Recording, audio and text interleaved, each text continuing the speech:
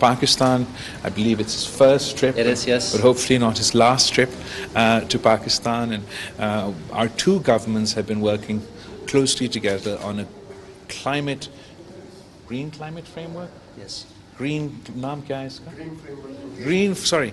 The correct terminology is the green framework that we just exchanged between ourselves, and I think that it is such an important area for both our countries, the people of both our countries to be collaborating in, and despite being so far away and very different countries on so many fronts, we're all experiencing the impacts of climate change as we speak. There's a hurricane that is hurtling towards the province of Sindh in Pakistan. And last year, when I was meant to make my trip to your country, my trip was delayed at the last minute because we had the historic floods as a result of last year's monsoons. But I'm very happy to report that despite the challenges that we face, our two countries are working together in energy transition, in creating a green, resilient infrastructure for our people in the future. And I think that there's a lot of areas that both our people can benefit by this cooperation. Despite living far away, we're both suffering from the consequences of climate change, and the government in your country in particular has been a leading voice and a leading advocate for the green energy transition, for the climate agenda in general within Europe. And Pakistan is very excited to partner with our European partners on this ambitious agenda for our green energy transition that not only has positive implications for us, obviously within the climate context, but also on an economic context. I want to give this opportunity to my friend here to make a statement as well. First of all, Your Excellency, thank you so much for receiving me. I hope to be able to show you the same hospitality in Denmark soon. I think it's a very important agreement that we've signed today. There's no doubt that we share many of the same ambitions. We both want to fight climate change, and we both feel that the international efforts are going too slow. So we need to be front runners in this process. Now, as you rightly said, Your Excellency, Denmark has been going through a green transformation for decades now. And actually one of the main points in our meeting and our talks that we just had was that when we started the transformation in Denmark, we didn't even call it green, because this was in the 1970s. This was before environment and climate change issues were high on the agenda. So why did we do it? We did it because of energy security. And we did it because it makes very good sense also from an economic perspective. And that is really, I think, also at the core of our agreement. And this is something we do for the sake of the climate, but also for the sake of a healthy growth and economy and development. Now, it's also important for me to underline also to the people of Pakistan that we have been very touched when seeing and hearing about the effects of climate change that you are facing every day. And we stand ready to help and assist as much as we can, obviously.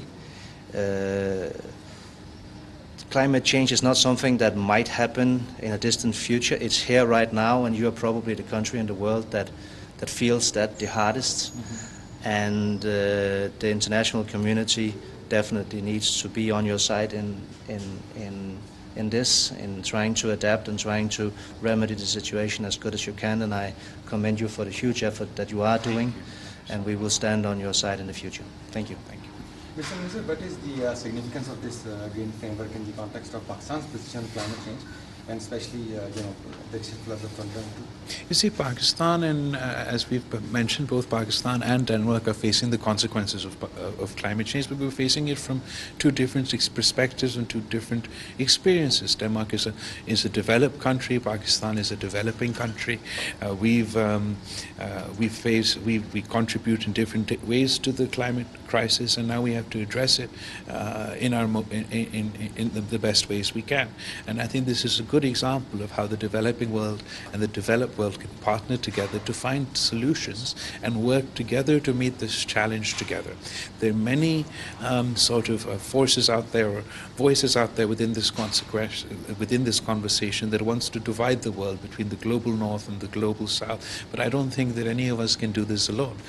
We have to all work together to overcome this challenge, and the Green Framework Agreement between Pakistan and Denmark is just one example of how we can develop a healthy partnership on this agenda. We can complement each other's climate agendas, but also each other's economic ambitions, and create economic opportunities for each other's peoples. For example, the energy transition in Pakistan, Denmark has had an experience in green energy transition, and their experience as a result not only of their climate ambitions, but also because of their ambitions to be energy independent and provide economic opportunities to their people, provide green new jobs to their people. And us here in Pakistan also, yes, we're facing the brunt of the climate crisis, and we want to reduce our climate output, but we also want to diversify our energy needs. We also want to have an organic, homegrown energy resources. Pakistan has vast potential for solar energy, and we have huge potential for wind energy. Denmark is already working in Pakistan on wind energy, and I hope to be able to work within the federal government to create such policies on behalf of our federal government that encourage international companies, different countries to come and invest in Pakistan in green energy, in the wind sector and in the energy sector.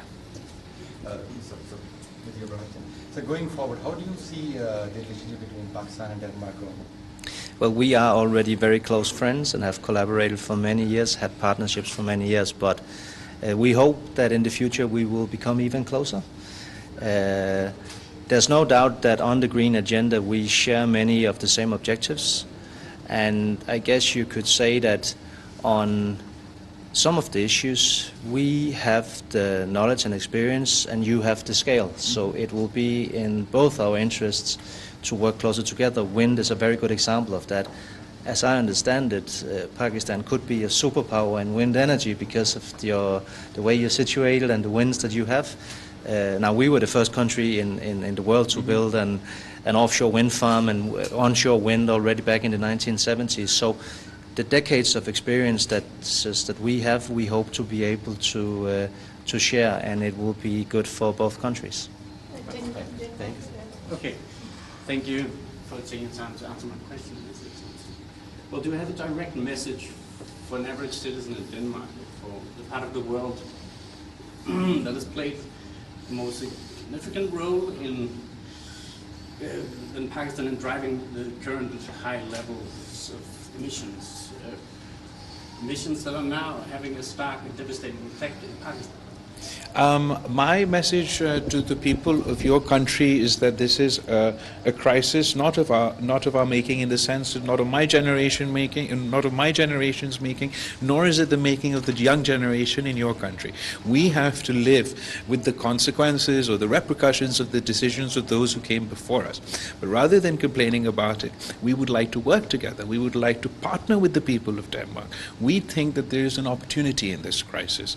We believe that the experience that, as your minister said, that you've gained firsthand by investing early in green energy, in wind energy, can now benefit places like Pakistan that are experiencing an outsized impact from the climate crisis and climate change. We have about 15,000 megawatt wind corridor potential in Pakistan that I think Danish companies and the Danish private sector can also invest in and benefit from. We're very grateful to the people of Denmark, to the government of Denmark, who supported us during the relief efforts of the last floods, who provided clean drinking water facilities during this sort of peak of the crisis in my home province of Sindh, who were partners with us at the Climate Resilient Pakistan conference that we held in Geneva, where your government also announced support for Pakistan.